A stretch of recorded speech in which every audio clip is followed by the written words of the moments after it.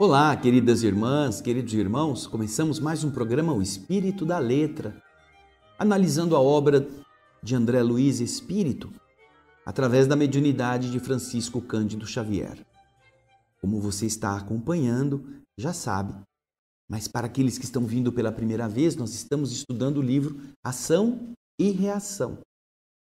E estes capítulos maravilhosos que até agora já foram lidos e comentados nos mostram coisas impressionantes que acontecem fora da nossa dimensão material e para a qual muitos de nós, se não todos, teremos que enfrentar como consequência do acumulado negativo em nossos pensamentos e sentimentos.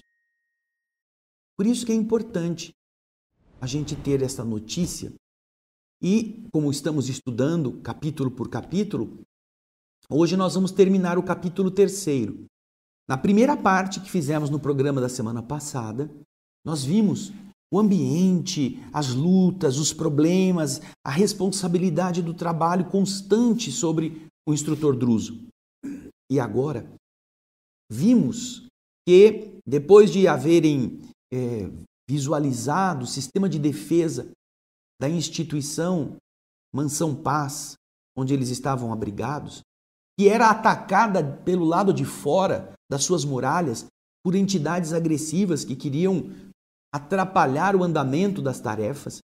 Agora nós vimos que, em um determinado momento, um outro trabalhador da casa entra no recinto daquela agulha de vigilância onde eles estavam, para comunicar alguma coisa ao instrutor. Então você já pega uma caneta, pega um lápis, pega um papel ou pega o seu livro, vai anotando, porque é muito interessante o que nós vamos ver agora. Vamos então ao texto? Nós vamos pegá-lo daquele ponto que paramos na semana passada.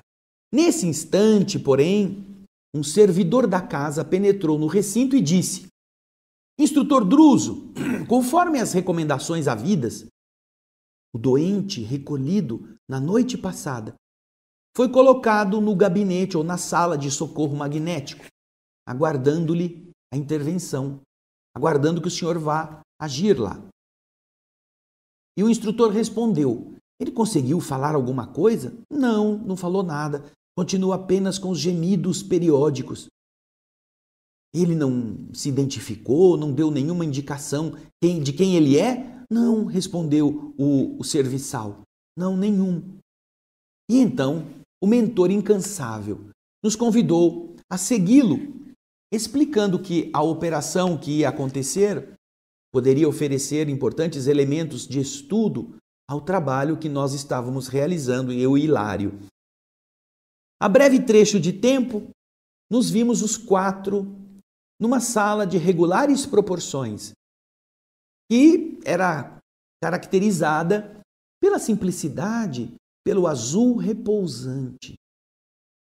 Aqui você já vê uma indicação de uma cor com uma determinada finalidade terapêutica. Um azul que envolvia o ambiente, de uma forma a repousar aqueles que estavam precisando do tratamento. Em uma mesa desmontável, um homem disforme estava deitado em decúbito dorsal. Estava deitado de costas e apenas respirava. E aí André começa a descrever. Olha, para ser franco sobre essa criatura que nós estamos vendo, eu posso afirmar que o aspecto do infeliz chegava a ser repelente, apesar dos cuidados de que ele já fora objeto. Ele já tinha sido limpado, já tinha sido ajudado, havia sido recolhido uma noite anterior, mas ainda assim o seu estado era repelente. Ele parecia sofrer uma hipertrofia, um aumento, que não dava para qualificar o porquê aquele aumento. Do quê? Aumento do quê? Braços e pernas que eram enormes, uma hipertrofia dos membros. Porém, diz André, onde o aumento do volume do perispírito daquele homem se fazia mais desagradável era justamente no rosto, na cabeça, em que todos os traços se confundiam, como se nós estivéssemos à frente de uma esfera estranha, uma bola, no lugar de uma cabeça. Para um pouquinho aí. Você já deve ter visto, porque é muito impactante, pessoas que tiveram mordedura de marimbondo cavalo. Existe um marimbondo que injeta um veneno e aquilo incha. Pessoas que recebem 2 ou 3 mordidas de marimbondo cavalo na região da cabeça, fica com a cabeça, parece uma bola de capotão. Você não vê, fica tudo inchado, o olho fica que nem japonês, assim, fininho, o nariz se confunde com a boca, fica uma coisa horrorosa.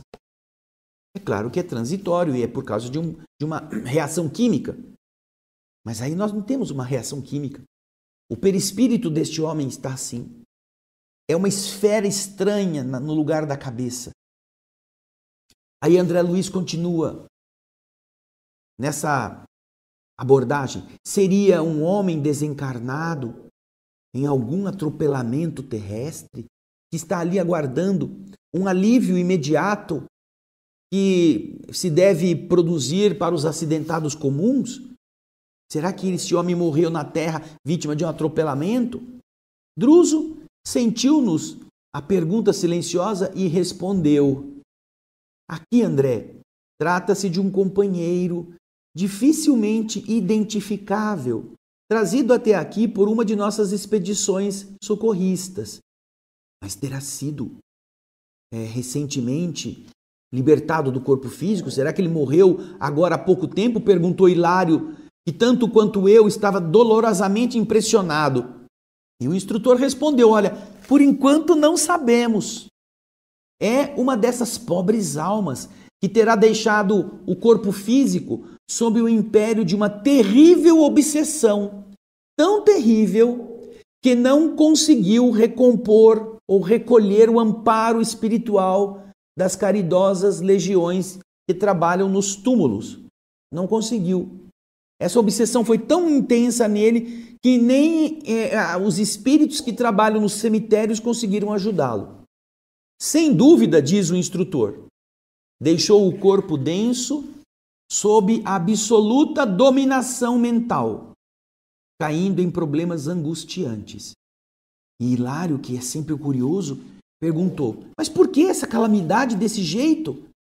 Por que isso podia ter acontecido? E Druso, benevolente, respondeu, ah, meu amigo, não será mais justo sondar os motivos pelos quais nos decidimos a contrair débitos assim tão escabrosos? Será que não é melhor a gente perguntar para nós mesmos por que a gente fica desse jeito? Ficamos presos a essas dívidas assim tão dolorosas? E modificando o tom de voz, que agora se fez mais triste e comovedor, ele acrescentou, as regiões infernais estão superlotadas do sofrimento que nós mesmos criamos, Hilário. Precisamos equilibrar a coragem e a compaixão no mesmo nível para atender com segurança aos nossos compromissos nesses lugares. Coragem e compaixão, porque o negócio não é fácil. Porque nesses lugares estão repletos os trabalhadores que querem ajudar, mas mais ainda intensamente lotados se encontram dos que precisam de ajuda. Aí André fala assim, olha, eu olhei o irmão desventurado que estava ali em funda prostração, totalmente abatido, como um doente em estado de coma. E, considerando a urgência de nosso aprendizado, eu perguntei, poderemos conhecer a razão dessa surpreendente deformidade que nós temos sob nossa vista? O orientador percebeu a essência construtiva de minha perquisição e, então, respondeu, olha, André, este fenômeno que você está vendo, todo ele é de natureza espiritual. Você se recorda de que a dor no corpo físico é um acontecimento real no cérebro, no encéfalo. mas puramente imaginário no órgão que supõe experimentá-la. Ele está dizendo, e aqui nós paramos um pouquinho, está dizendo que quando nós estamos sofrendo, a dor que está nos machucando, ela é identificada no cérebro. Apesar de você achar que ela está doendo no dedo, na perna, né, na barriga, é no cérebro que está a identificação da dor. Tanto que, se criar um bloqueio químico ou físico desse feixe de nervos que leva ao cérebro a sensação dolorosa ou a sensação de incômodo, o indivíduo para de ter dor. Continua queimando a perna, mas ele não sente dor. Continua a faca enterrada, mas ele não sente dor. Se estiver bloqueada a transmissão elétrica, que faz o cérebro identificar que tem alguma coisa errada. Então, ele está dizendo, você sabe como médico que a dor é um acontecimento real no encéfalo, mas puramente imaginário no órgão que supõe experimentar essa dor. E aí ele continua explicando no texto. A mente, através das células cerebrais, registra a desarmonia do corpo, constrangendo a urdidura, a trama orgânica, ao serviço, por vezes torturado e difícil, de reajustar aquela área. Assim também aqui, o aspecto anormal, até monstruoso, resulta dos desequilíbrios dominantes na mente. Esta mente que, viciada por certas impressões ou vulcanizada pelo sofrimento, cozinhada, não é? Pelo sofrimento, perde temporariamente o governo da forma, permitindo que os delicados tecidos do corpo perispiritual se perturbem, tumultuados em condições anormais. Em tal situação, a alma pode cair, porque ela está em desequilíbrio, ela não está dominando mais a si mesma, a alma pode cair sob a prisão, o cativeiro de inteligências perversas. E daí procedem as ocorrências deploráveis pelas quais ele cai em uma transitória animalização por efeito hipnótico. Você sabe que nós já vimos isso num outro livro. Você lembra do livro Libertação? No livro Libertação, que nós já lemos alguns livros anteriores, você vê um momento em que, num tribunal, numa região inferior, uma mulher é levada a ser julgada. E o instrutor, o agente da justiça, dessa justiça trevosa, começa a dizer, você é uma loba, você é uma loba, você é uma loba. E a mulher, se sentindo culpada por realmente ter sido muito má, ela contrai pela força hipnótica de quem está mandando, quem está dizendo que ela era, a forma de uma loba cai de quatro, se prolongam as extremidades do seu corpo, ainda mais o rosto, o focinho, e ela se coloca como se fosse uma loba. Indução hipnótica. É isso que nós já vimos no livro Libertação. Do mesmo André Luiz. Volta lá para você ver como é interessante. Nós temos até a imagem do projeto Imagem naquele livro. E aqui nós estamos vendo a mesma coisa. Vamos voltar à explicação. Por efeito hipnótico, ele se transforma e se torna animalizado, se torna desse jeito. Aí, depois disso, o André explica. Eu notei que o instrutor, compadecido, não desejava alongar entendimentos que não significassem o socorro devido ao infortunado, e então eu fiquei quieto. Druso inclinou-se sobre ele com a ternura de alguém que fosse auscultar um irmão muito amado e anunciou, disse o instrutor, vamos procurar escutá-lo. Incapaz então de conter o assombro que me empolgava, perguntei, ele dorme? O mentor fez um gesto afirmativo, notificando, nosso desventurado amigo encontra-se sob terrível hipnose. Inegavelmente foi conduzido a essa posição por adversários temíveis, que, por certo, para torturá-lo, colocaram a sua mente em alguma penosa recordação. E eu então, emocionado, perguntei: mas, instrutor, semelhante martírio poderia ocorrer sem uma razão justa? Ele poderia estar sendo colocado assim, sem dever nada? E então o orientador expressivamente me disse: sabe, meu irmão, com exceção do caminho glorioso das grandes almas que escolhem no sacrifício próprio o apostolado de amor com que ajudam os companheiros da humanidade, não se ergue o espinheiro do sofrimento sem as raízes da culpa. Olha só que coisa maravilhosa. Espíritos elevados podem sofrer por amor àqueles que eles querem resgatar. Espíritos elevados podem pedir sofrimentos que eles não precisam passar para ajudar. Da mesma forma que um professor que deseja salvar da ignorância uma população pode aceitar ser um mestre-escola em igarapé perdido em alguma selva, sofrendo o ataque de bichos, de pernilongos, o risco de doenças, de malária, de picada de cobra, passando necessidade, passando fome para ensinar. Os espíritos elevados podem fazer isso. Não estarão sofrendo porque têm dívida. Mas, com esta exceção, o espinheiro, tirando estes, todos os demais, como ele faz aqui essa comparação, o espinheiro do sofrimento não se levanta sem as raízes da culpa. Para atingir, diz o texto, a miserabilidade em que se encontra, esse nosso irmão terá acumulado débitos extremamente escabrosos, como termina de explicar o instrutor.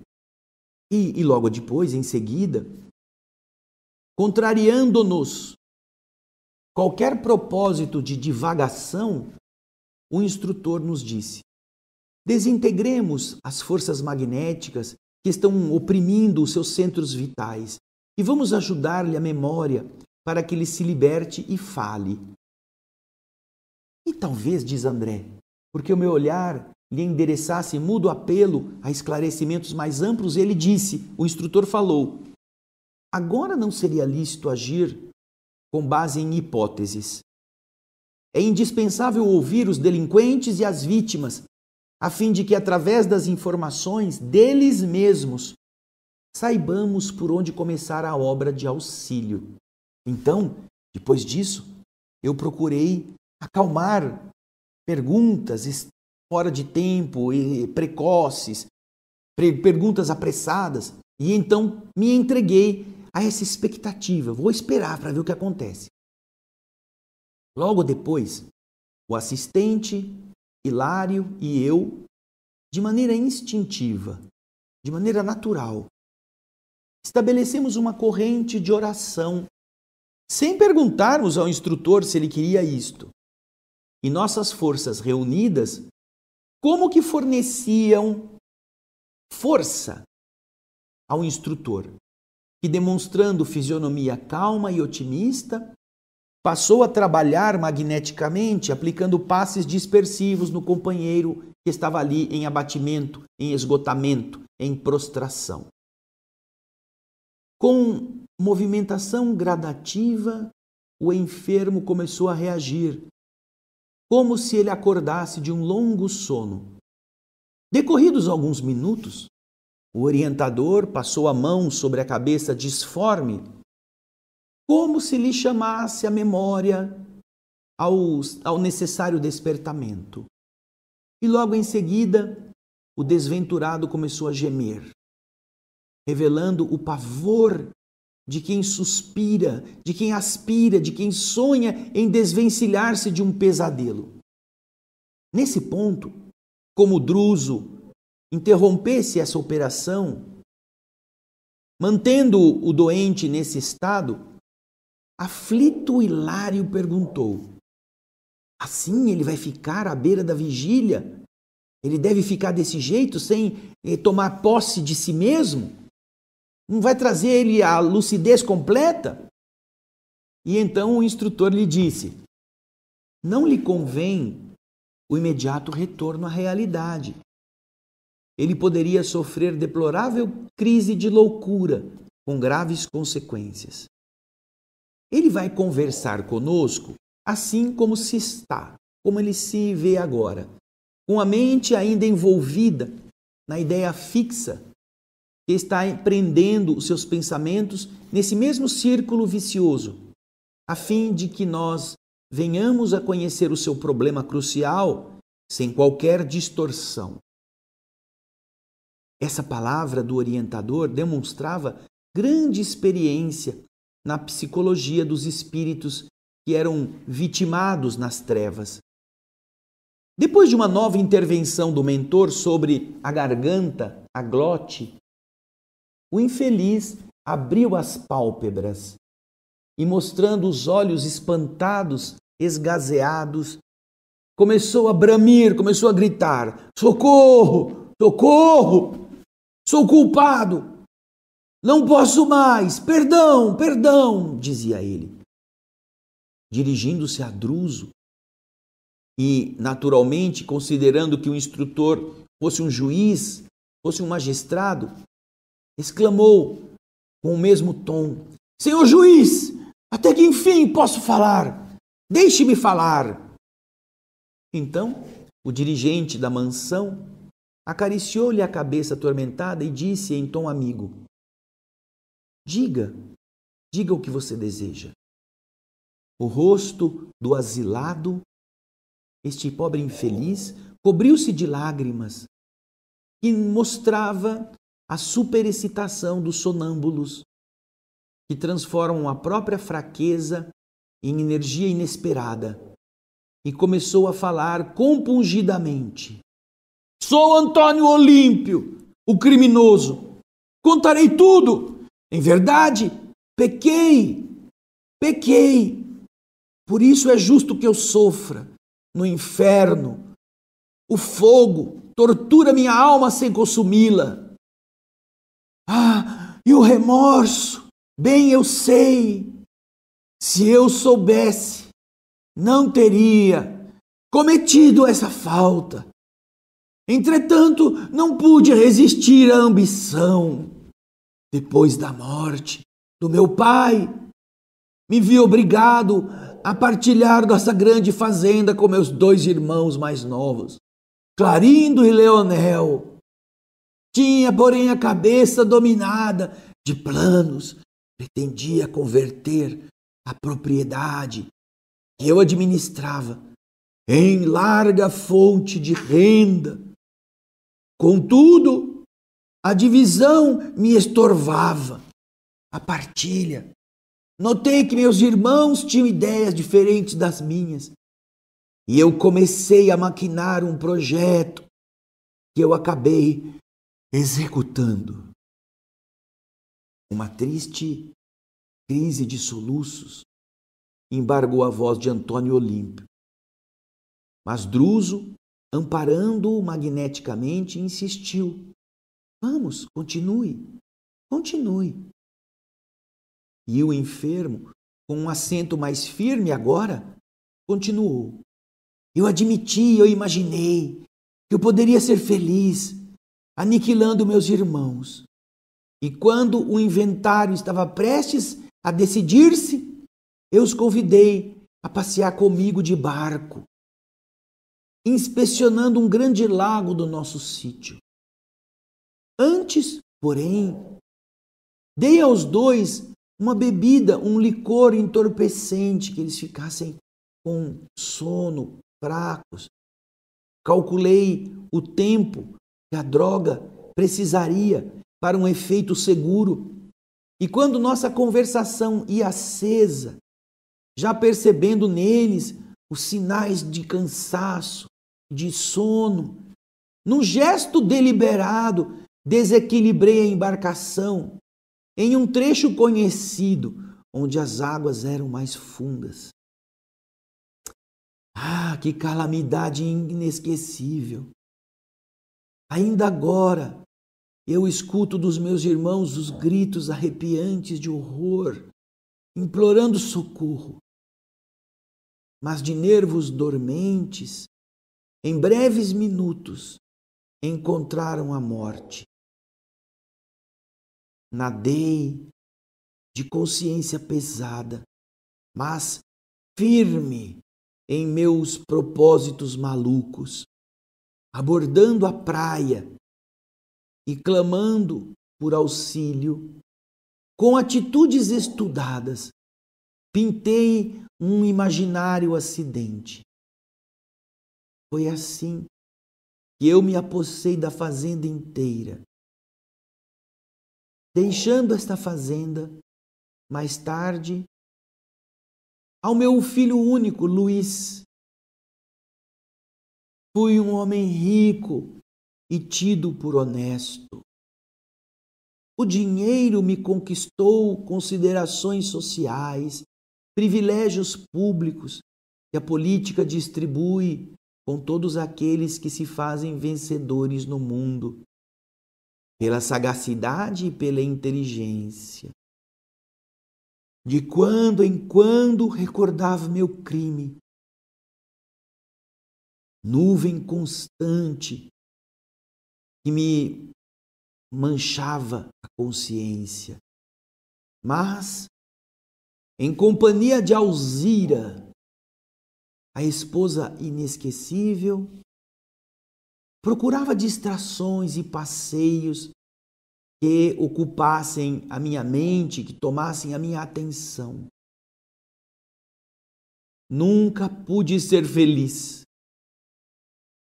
Quando meu filho se fez jovem, minha mulher adoeceu gravemente. E da febre que a devorou por muitas semanas, passou a loucura. E com essa loucura, ela se afogou no lago, numa noite de horror. Viúvo, perguntava a mim mesmo se eu não estava sendo joguete do fantasma das minhas vítimas. Entretanto, temia todas as referências em torno da morte. E eu então procurei simplesmente gozar a fortuna que era bem minha. Neste ponto, o infeliz entregou-se a uma pausa mais longa de repouso diante de nossa expectativa, dizendo logo depois: ai de mim, porém! Tão logo fechei os olhos físicos diante do sepulcro, não me valeram as preces que eu deixei pagas, porque meus irmãos que eu supunha mortos apareceram à minha frente, transformados em vingadores, cercaram-me o túmulo, atiraram-me o crime na minha cara, cobriram-me de impropérios, de xingamentos e me torturaram sem compaixão. Até que talvez, cansados de me espancarem, me conduziram à tenebrosa furna, à tenebrosa caverna, onde fui reduzido ao pesadelo em que me encontro. Em meu pensamento, vejo apenas o barco naquela tarde sinistra, ouvindo os gritos das minhas vítimas, que soluçam e gargalham estranhamente. Ai de mim! Eu estou preso a esse terrível barco, sem que eu possa me desvencilhar. Quem vai me fazer dormir ou vai me fazer morrer? E depois, então, como se o fim dessa confissão trouxesse ao doente algum descanso, ele se lançou a uma enorme apatia. Druso enxugou suas lágrimas, dirigiu-lhe palavras de consolo e carinho e recomendou ao assistente levá-lo de volta à enfermaria especializada. E em seguida falou-nos pensativo: bem, já sabemos o necessário para que possamos estabelecer um ponto de partida na tarefa de auxílio a este irmão.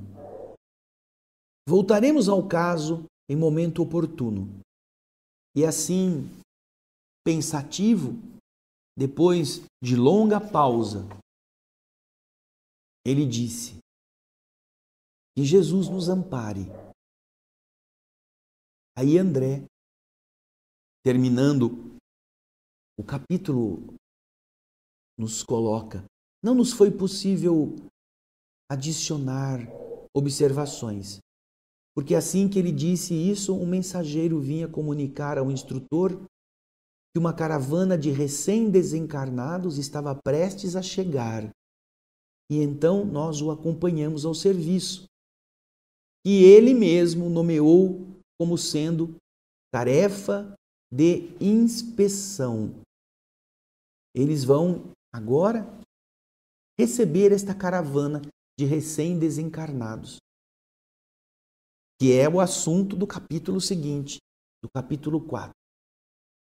Mas aqui nós vemos esta tragédia, que na verdade é muito comum na vida material em muitas partes da humanidade.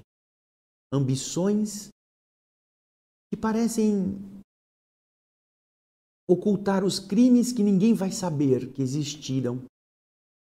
Vítimas que não foram contabilizadas na condição de prejudicadas, foram vistas apenas como morreu. Que pena, coitadinho. Quando na verdade foram privados da vida por atitudes solertes, atitudes mesquinhas. Observamos no mundo todo a existência da ambição, realizando, inspirando, aconselhando crimes, furtos, fraudes, nas quais sucumbem alguns ou milhares de pessoas. E as pessoas que praticam isto, imaginando que estão na boa, que nada vai atingi-los, que podem comprar juízes, que podem comprar advogados, que podem comprar os jurados, que podem comprar o mundo para que eles não sejam punidos. Que tristeza ver estas criaturas nesta condição, em que as ilusões se dissipam, em que a condenação está na consciência. E todos os que foram vítimas destes indivíduos estão vivos. Já pensou? Pessoas que ludibriaram os seus companheiros de jornada para tomar deles o posto, o trabalho. Alguns que caluniaram os seus concorrentes para que eles ficassem prejudicados e o próprio caluniador se apresentasse como o vencedor. Políticos, autoridades, estes que estão achando que estão acima de qualquer julgamento da verdade, estão carregando os cânceres na alma.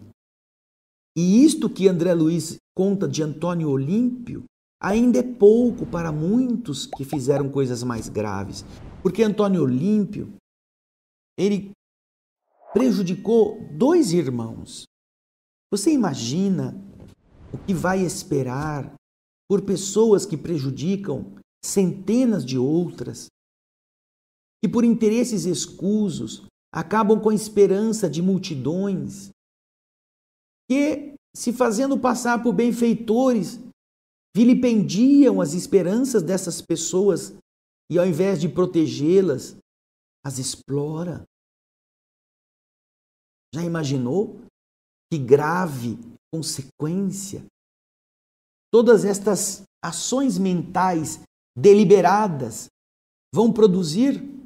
Já imaginou a saída do túmulo de alguns destes que teriam o dever de defender a população, de defender a comunidade, encontrando agora vivos do outro lado todos os que morreram pelas misérias que suportaram porque ele roubou recursos, ele desviou para si mesmo os bens que eram para ser aplicados em favor dos seus semelhantes. Já imaginou que desgraça encontrar agora sem recurso de chamar a polícia, de se proteger com seguranças?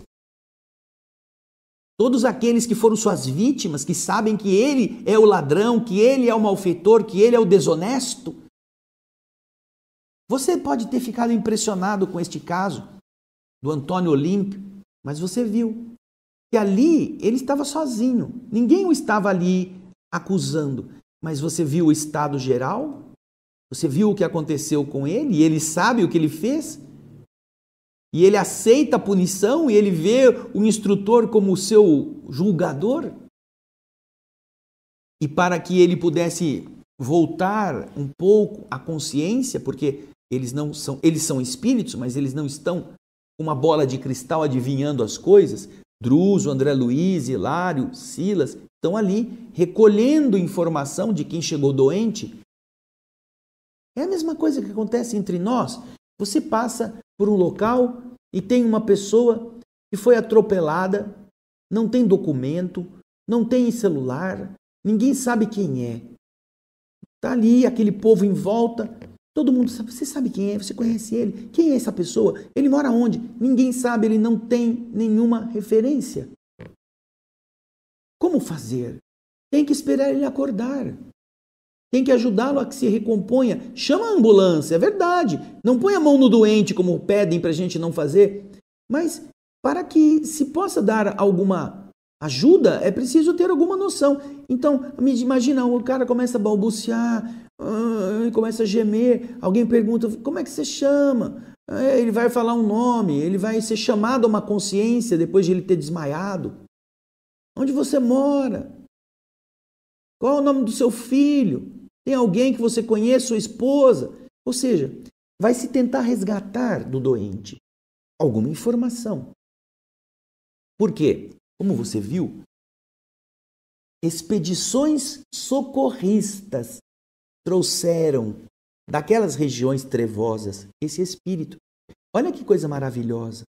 A instituição está lá sendo atacada por aqueles que você já viu no nosso programa anterior, com canhões eletrônicos.